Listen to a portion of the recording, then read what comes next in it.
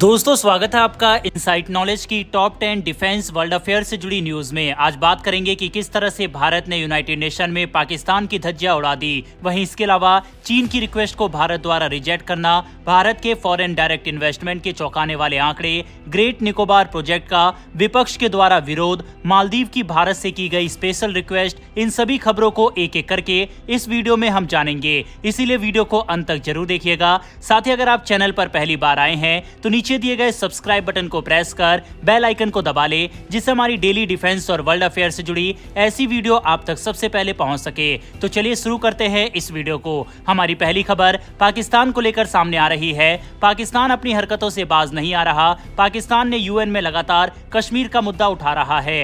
हालांकि भारत के जवाब से पाकिस्तान को मुंह की खानी पड़ी है। यूएन ह्यूमन राइट्स के सामने पाकिस्तान ने जम्मू कश्मीर का मुद्दा एक बार फिर उठाया।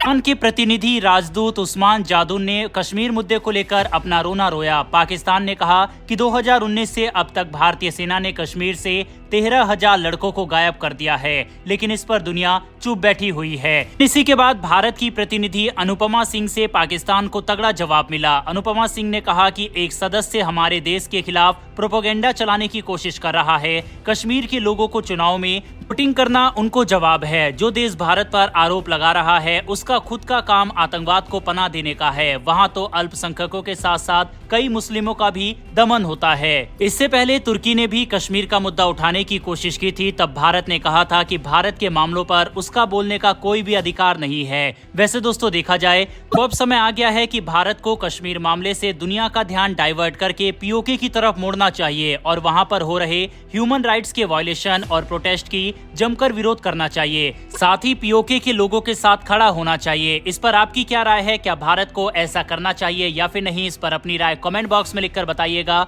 बढ़ते हमारी अगली खबर की तरफ। चीन और भारत के रिश्तों पर बड़ा अपडेट सामने आया है। चीन और भारत के रिश्ते कैसे हैं ये किसी से छुपे नहीं है। गलवान में जब से दोनों देशों की सेना आमने सामने हुई है तब से तो भारत चीन के खिलाफ और भी ज्यादा सख्त हो गया है। भारत ने चीन के इन्वेस्टमेंट को रोका हुआ है। इसके अलावा उसके कई ऐप पर भी बैन लग चुके हैं। चीन और भारत के बीच पैसेंजर फ्लाइट पर भी रोक लगी हुई है। चीन लगातार भारत से सीधी फ्लाइट चलाने के लिए गुजारिश कर रहा है, लेकिन भारत ने इसको लेकर अपना स्टैंड क्लियर रखा है। चीन के विदेश मंत्रालय ने कहा है कि हमें उम्मीद है कि भारत सीधी उड़ानों को जल्द से जल्द फिर से शुरू करने के लिए चीन के साथ मिलकर काम करेगा। लेकिन भारत ने साफ कर दिया है कि जब तक सीमा पर शांति बहाल नहीं की जाएगी तब तक इंडियन एयरलाइंस इस पर विचार नहीं करेगी। इंडिगो के सीईओ पीटर एल्बर्स ने कहा कि जब समय सही होगा और सरकारें आगे बढ़ने के तरीकों पर आपसी समझ बना लेंगी तब हम इस पर विचार करेंगे। देखा जाए तो जब से तीसरी बार पीएम मोदी सत्ता में आए हैं तब से ही चीन को लेकर भारत का रुख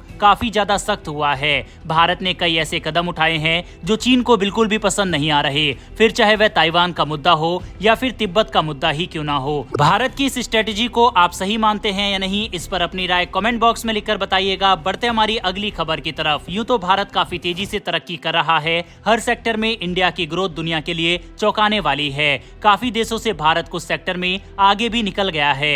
हालांकि आंकड़ों के मुताबिक भारत के डायरेक्ट फॉरेन इन्वेस्टमेंट में गिरावट आई है। 2022 के मुकाबले भारत के एफडीआई में गिरावट दर्ज की गई है। दरअसल फाइनेंशियल ईयर 2023-24 में भारत में बस 28 बिलियन डॉलर का डायरेक्ट फॉरेन इन्वेस्टमेंट आया है। 2022 में यह करीब 49 बिलियन डॉलर के आसपास था। 2022 में भारत में 49.38 बिलियन डॉलर का एफडीआई आया था। पिछले साल इसमें 42.97% की कमी दर्ज की गई। दरअसल एनसीटीएडी ने वर्ल्ड इन्वेस्टमेंट रिपोर्ट को जारी किया है। इसी रिपोर्ट में यह खुलासा हुआ है एफडीआई के इनफ्लो में भारत 2022 में 8वें नंबर पर था, लेकिन पिछले साल भारत 15वें नंबर पर आ गया है। सिर्फ भारत ही नहीं, दुनिया के डेवलपिंग देशों में भी एफडीआई इनफ्लो में 7% गिरावट आई है। हालांकि भारत में इसकी गिरावट का एक कारण इलेक्शन भी हो सकता है। आपको क्या लगता है कि एफडीआई में गिरावट का और क्या कारण हो सकते हैं? अपनी राय कमेंट बॉक्स में लिखकर बताइएगा। बढ़ते हैं हमारी अगली खबर की तरफ। दोस्तों रूस और यूक्रेन के युद्ध के बाद से चीन अपने व्यापार को भी तेजी से रूस के साथ बढ़ा रहा है। बता दें कि रूस और यूक्रेन के युद्ध के बाद से ही रूस पर पश्चिमी देशों के द्वारा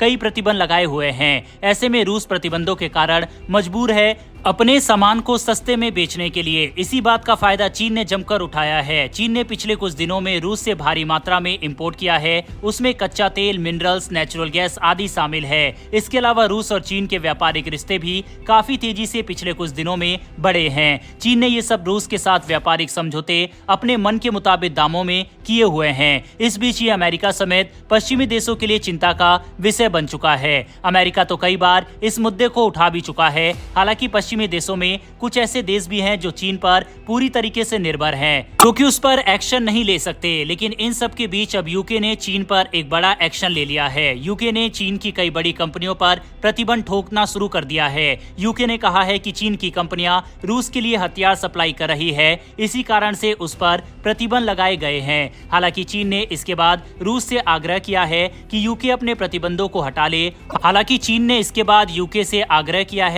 अपने प्रतिबंधों को हटा ले और आगे से किसी भी कंपनी पर कोई प्रतिबंध न लगाए। लेकिन यूके ने साफ कहा है कि चीन की कंपनियों पर यह प्रतिबंध जारी रहेगा।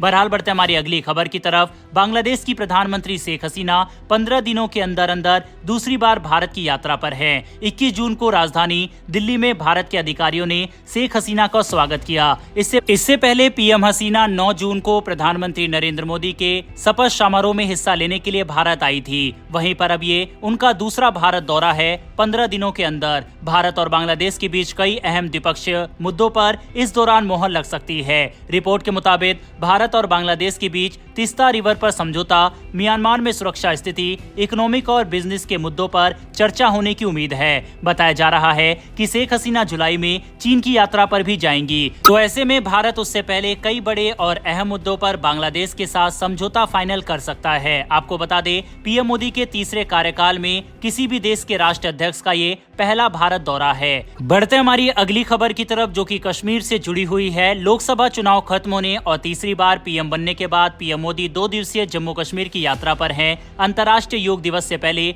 पीएम मोदी ने कश्मीर में 1500 करोड़ की 84 विकास योजनाओं का शिलान्यास और कुछ का उद्घाटन भी किया। पीएम मोदी ने इस दौरान वहां लोगों को संबोधित भी किया। पीएम मोदी ने कहा कि वो दिन दूर नहीं जब जम्मू कश्मीर के लोग भी अपनी सरकार को चुनेंगे। पीएम मोदी ने कहा कि जम्मू कश्मीर को फिर से राज्य का दर्जा दिया जाएगा। बता दें कि धारा 370 हटने के बाद से जम्मू कश्मीर को केंद्र शासित प्रदेश का दर्जा दिया गया है। श्रीनगर में लोगों को संबोधित कर रहे पीएम मोदी ने आतंकियों को कड़ा मैसेज भी दिया।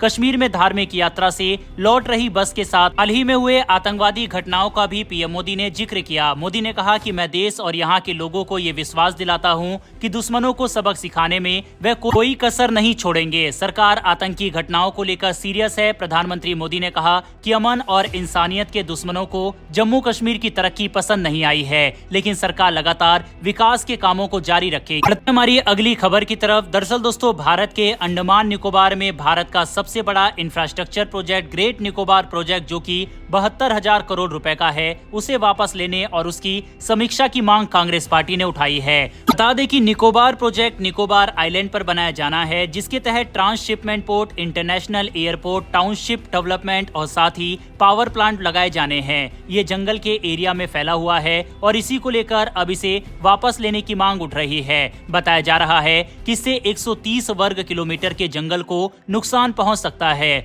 और वहां के आदिवासी, जिनकी संख्या केवल 300 के आसपास है, उन्हें भी नुकसान हो सकता है। बता दें कि कांग्रेस पार्टी के साथ कुछ पूर्व सिविल सर्वेंट ने भी राष्ट्रपति को चिट्ठी लिखकर इस प्रोजेक्ट को वापस लेने की मांग की है। पूरे मुद्दे पर एनजीटी में केस भी दर्ज किया गया है, जिसके बाद पर्यावरण मंत्रालय के सचिव के नेतृत्व में एक एक्सपर्ट कमेटी भी बनाई गई थी। इसकी रिपोर्ट अभी तक सामने नहीं आई है। वहीं इस पूरे प्रोजेक्ट को लेकर कई बड़े प्रश्न चिन्ह लगे हुए हैं, जिसमें पहला है कि सरकार इस प्रोजेक्ट के लिए 9,60,000 पेड़ों को हटाएगी। हालांकि सरकार ने कहा है कितने पेड़ हरियाणा में लगा दिए जाएंगे। वहीं जिस एरिया पर यह प्रोजेक्ट प्लान किया गया है वह भूकंप संभावित क्षेत्र है। कांग्रेस पार्टी का कहना है कि साल 2004 में सुनामी के दौरान यहीं पर सबसे ज्यादा नुकसान हुआ था। इसके अलावा हाल ही में प्रधानमंत्री कार्यालय में प्रिंसिपल सेक्रेटरी, होम सेक्रेटरी और अंडमान निकोबार के ज्वाइंट सेक्रेटरी भी आइलैंड के दौरे पर गए थे, लेकिन उनकी भी वहां के आम लोगों से बातचीत नहीं हो पाई, क्योंकि वे लोग भी प्रोजेक्ट के पक्ष में नहीं हैं। लेकिन भारत सरकार का कहना है कि ये प्रोजेक्ट प्रोजेक्ट केवल आर्थिक मजबूती के लिए नहीं बल्कि अंडमान निकोबार से चीन पर नजर रखने के लिए भी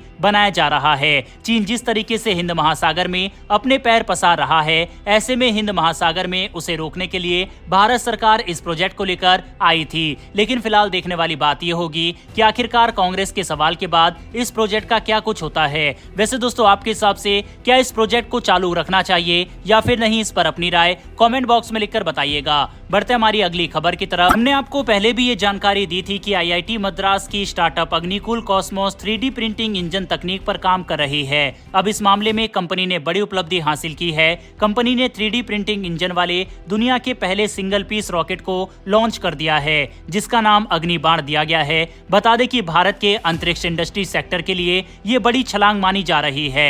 इसके को फाउंडर श्रीनाथ रविचंद्रन ने कहा है कि इस इंजन को प्रिंट करने में कंपनी को सिर्फ 72 घंटे यानी कि 3 दिन का समय लगा, जबकि माना यह जाता है कि इसी तकनीक को इस्तेमाल करते हुए आमतौर पर 3D प्रिंटिंग में 2 से 3 महीने का समय लग जाता है। बता दें कि 3D प्रिंटिंग की तकनीक से इंजन को काफी स्पीड मिलती है। इसके अलावा नॉर्मल तरीके से बनाए जाने वाले इंजन की कीमत से ये 10 गुना तक सस्ता होता है। भारत की स्पेस इंडस्ट्री को इससे काफी बूस्ट मिल सकता है। इसके अलावा सक्सेसफुल टेस्टिंग के बाद दुनिया में भारत की ताकत को भी बढ़ता हुआ देखा जा सकता है। इस कमाल की तकनीक और भारतीय साइंटिस्टों के लिए कमेंट बॉक्स में एक जय हिंद जरूर लिखिएगा। बहरहाल बढ़ते हमारी आज की अंतिम खबर की तरफ। दरअसल दोस्तों, भारत और मालदीव के रिश्ते पिछले कुछ समय से कैसे बिगड़े हैं ये हम सभी जानते हैं। जब से मालदीव में नई सरकार आई है तभी से भारत के साथ उसके रिश्ते लगातार बिगड़ते चले जा रहे हैं। भारत के साथ अपने रिश्तों को खराब करने का अंजाम मालदीव को भुगतना भी पड़ा है। इसी बात की जानकारी खुद मालदीव ने दी है। मालदीव इस समय भारत की मदद के लिए तरस रहा है और अब मालदीव सरकार ने भारत की ओर एक मदद की उम्मीद लगाई है। दरअसल दोस्तों, मालदीव की पूरी अर्थव्यवस्था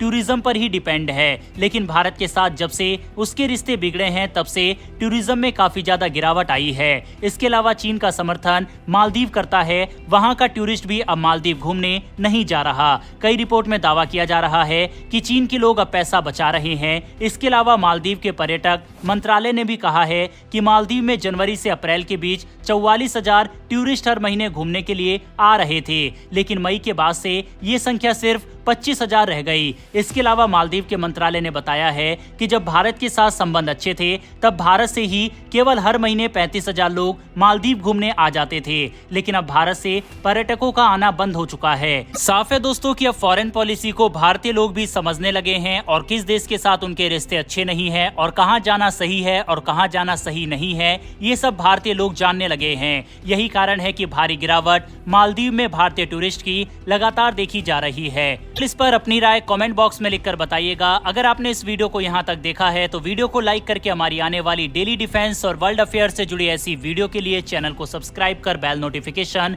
अवश्य दबा लें। फिर मिलेंगे ऐसी एक नई वीडियो के साथ। धन्यवाद। जय हिंद।